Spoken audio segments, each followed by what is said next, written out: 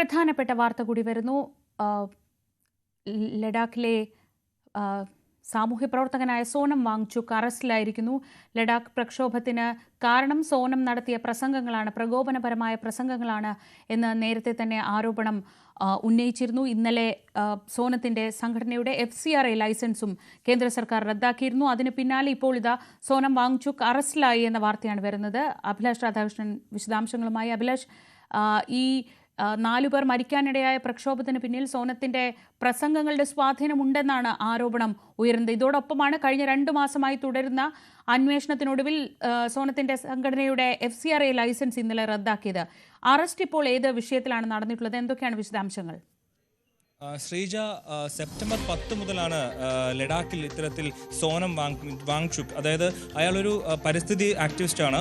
കഴിഞ്ഞ സെപ്റ്റംബർ 10 മുതൽ അവിടെ ഒരു ഹങ്കർ സ്ട്രൈക്ക്, ഭക്ഷണമൊന്നും കഴിക്കാതെ ഇയാൾ സമരമിരിക്കുകയായിരുന്നു, നിരാഹാര സമരമിരിക്കുകയായിരുന്നു. അദ്ദേഹത്തിൻ്റെ ആവശ്യമെന്ന് പറയുന്നത് ലഡാക്കിന് സംസ്ഥാന പദവി നൽകണമെന്നായിരുന്നു. ഇതുമായി ബന്ധപ്പെട്ട് ഈ നിരാഹാര സമരം നടക്കവെയാണ് കഴിഞ്ഞ ദിവസം അദ്ദേഹം ഒരു സമരം അവസാനിപ്പിച്ചുകൊണ്ടൊരു പ്രസംഗം നടത്തുകയും ആ പ്രസംഗത്തിന് പിന്നാലെ നിരവധി ആളുകൾ, ആയിരക്കണക്കിന് ആളുകൾ ലഡാക്കിൽ അങ്ങിങ്ങായിട്ട് പ്രക്ഷോഭത്തിനിറങ്ങുകയും അതിനുശേഷം പോലീസിന്റെ നടപടിയിൽ 4 പേർ കൊല്ലപ്പെടുകയും ചെയ്തത്. ഈ സംഭവത്തിന് ശേഷം ലേ അപ്പെക്സ് ബോഡി എന്ന് പറഞ്ഞിട്ടുള്ള ഈ സോനം വാങ്ചുക്കിന്റെ സംഘടനയുടെ FCRA കട്ട് ചെയ്യുകയും അതുപോലെ ഇപ്പോൾ ഏറ്റവും അവസാനത്തെ നടപടി എന്ന് പറയുന്നത് സോനം വാങ്ചുക്കിനെ അറസ്റ്റ് ചെയ്യുന്ന ഒരു നടപടി ഉണ്ടായി.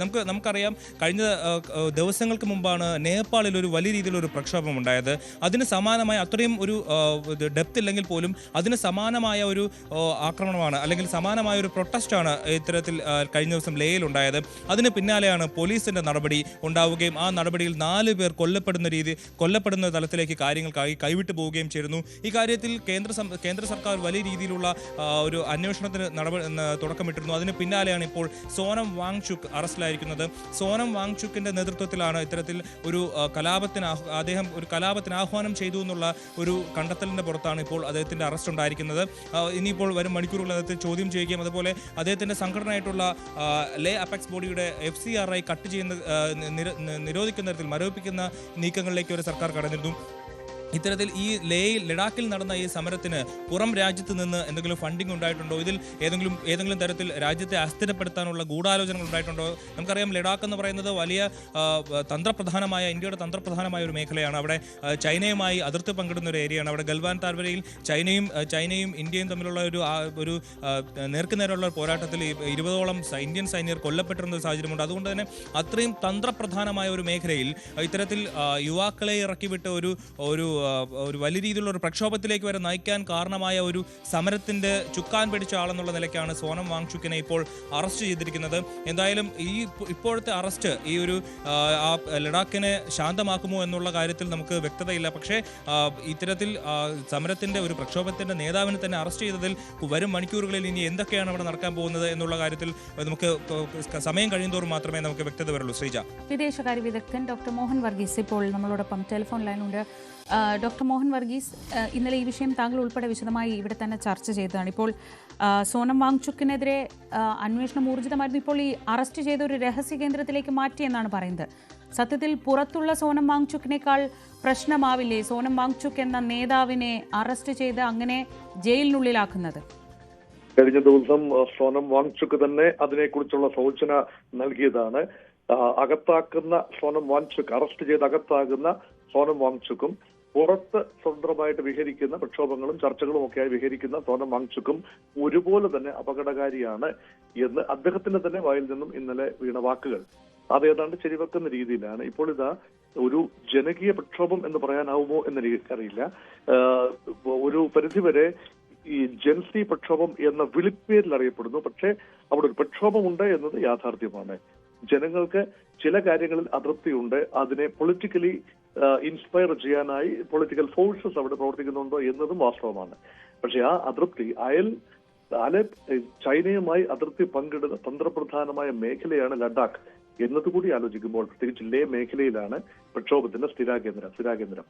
അത് പരിശോധിക്കുമ്പോൾ അവിടെ ഉള്ള എന്ത് ചെറിയ മാറ്റങ്ങളും ഒരുപക്ഷെ ജനകീയ പ്രക്ഷോഭത്തെ തുടർന്ന് ആ നേതാവിനെ അറസ്റ്റ് ചെയ്യുന്നു എന്ന് പറയുമ്പോൾ എങ്ങനെയാണ് അവിടുത്തെ 3 ലക്ഷത്തോളം വരുന്ന ലഡാക്കിലെ ജനത അതിനോട് എങ്ങനെയാണ് പ്രതികരിക്കുന്നത്, ലോകമാധ്യമങ്ങൾ അതിനെ എങ്ങനെയാണ് പ്രൊജക്ട് ചെയ്യുന്നത്, അയൽ രാജ്യങ്ങൾ, ചൈന ഉൾപ്പെടെയുള്ള രാജ്യങ്ങളുടെ സമീപനം എന്തായിരിക്കും, ഈ ജൻസി പ്രക്ഷോഭകാരികൾ മറ്റു പല ഇടങ്ങളിലേക്ക് വ്യാപരിക്കുന്നുണ്ടോ, ഏതെങ്കിലും മറ്റ് രാജ്യങ്ങളുടെ പ്രത്യേകമായ ഇന്ത്യ വിരുദ്ധരായ ശക്തികൾ, ഇന്ത്യക്ക് പുറത്തുനിന്നോ അകത്തുനിന്നോ ഉള്ള ഇന്ത്യ വിരുദ്ധരായ ശക്തികൾ ഈ പ്രക്ഷോഭത്തിന്റെ മറവിൽ നേട്ടങ്ങൾ കൊയ്യാൻ ശ്രമിക്കുമോ, ഇങ്ങനെയുള്ള കാര്യങ്ങൾ വളരെ ഗൗരവത്തോടെ ആലോചിക്കേണ്ട ഒരു കാര്യമാണ്. അതുകൊണ്ടാണ് വാങ്ചുക്കിന്റെ അറസ്റ്റ് ഒരുപക്ഷെ പ്രക്ഷോഭം തണുപ്പിക്കാൻ ഉതകും എന്ന പ്രതീക്ഷയാണ് ഉള്ളത്.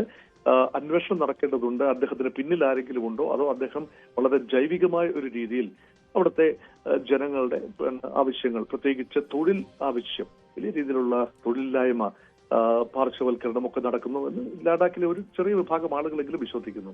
അതിന് പരിഹാരം കണ്ടെത്തേണ്ടതുണ്ട്. അതുകൊണ്ട് taking people into confidence എന്നത് യുദ്ധകാലാടിസ്ഥാനത്തിൽ ചെയ്യേണ്ട കാര്യം തന്നെയാണ്. ഇന്നലെ സോനം വാങ്ചുക്കിന്റെ ഭാഗത്തു നിന്ന് വന്ന മറ്റൊരു പ്രതികരണം തന്നെ ഒരു സ്പേസ് ഗോട്ട് ആക്കുകയാണ്, തൻ്റെ മേൽ എല്ലാ കുറ്റവും ചുമത്തി ഒരു ബലിയാടാക്കുന്നു എന്നൊരു പരാമർശമാണ് സോനം വാങ്ചുക്ക് നടത്തിയത്. പക്ഷേ കേന്ദ്രം ഇപ്പോഴും പറയുന്നത് ഈ സംഘർഷത്തിന് പിന്നാലെ നിരാഹാരം അവസാനിപ്പിക്കുന്നു, അങ്ങനെ സംശയാസ്പദമായിരുന്നു എല്ലാ കാര്യത്തിലുമുള്ള സോനത്തിന്റെ ഇടപെടൽ എന്നാണ്. ഇങ്ങനെ നമ്മളൊക്കെ സിനിമയിലെ നായകനെ പോലെ കണ്ടിരുന്ന ഒരാളാണ് അദ്ദേഹം. ഇങ്ങനൊരു പ്രതിനായക വേഷത്തിലേക്ക് സർക്കാർ കൊണ്ടുവന്ന് എത്തിക്കുന്നു. ഒക്ടോബർ 6-നാണ് ചർച്ച നിശ്ചയിച്ചിരിക്കുന്നത്. അങ്ങനെ ഒരു സാഹചര്യങ്ങളെല്ലാം നിലനിൽക്കുമ്പോൾ ഇപ്പൊ തൽക്കാലത്തേക്ക് തീർന്നു എന്ന് വിചാരിക്കുന്ന ഈ സംഘർഷം അത് തുടരാൻ സാധ്യതയുണ്ടോ? എങ്ങനെയാണ് താങ്കൾ അതിനെ വിലയിരുത്തുന്നത്? ആമിർ ഖാൻ മൂവിയായ 3 ഇഡിയറ്റ്സിലെ പ്രധാന കഥാപാത്രത്തെ അനുസ്മരിപ്പിക്കുന്ന ഭാവങ്ങളാണ് വാങ്ചുക്കിനുള്ളത്. അതുകൊണ്ട് അദ്ദേഹം ഒരു പ്രക്ഷോഭം തുടങ്ങുന്നു, അല്ല എങ്കിൽ ആ പ്രദേശത്തെ ആളുകൾക്ക് വേണ്ടി അദ്ദേഹം ഒരു നിരാഹാര സമരം ലീഡ് ചെയ്യുന്നു. പെട്ടെന്ന് മധ്യത്തിൽ വെച്ച് ആ നിരാഹാര സമരം ഒരു വയലന്റ് ടേൺ എടുക്കുകയാണ്. BJP ഓഫീസ് ആക്രമിക്കുന്നു, വലിയ രീതിയിലുള്ള പബ്ലിക് പ്രോപ്പർട്ടിക്ക് നാശനഷ്ടങ്ങൾ ഉണ്ടാക്കുന്നു. ഇതെല്ലാം സംഭവിക്കുന്നു. ഇത് സംഭവിക്കുന്നതിന്റെ ധാർമ്മികമായ ഉത്തരവാദിത്വം വലിയ തോതിൽ സോനം വാങ്ചുക്കിന് തന്നെയാണ്. അദ്ദേഹത്തിന് ആ ഒരു പ്രക്ഷോഭത്തെ ഒരു കരക്കടുപ്പിക്കാൻ സാധിക്കുന്നില്ല. ഗവൺമെന്റുമായി ഇന്നത്തെ ദിവസം ഒരു ചർച്ച, അനൗപചാരികമെങ്കിലും ഒരു ചർച്ച ഉണ്ടാവേണ്ടതാണ്. അതിനുശേഷം കേന്ദ്ര ഗവൺമെന്റ് തന്നെ സജസ്റ്റ് ചെയ്ത ഒക്ടോബർ 6-ാം തീയതി മറ്റൊരു വിശാലമായ അർത്ഥത്തിൽ ചർച്ച നടക്കേണ്ടതാണ്.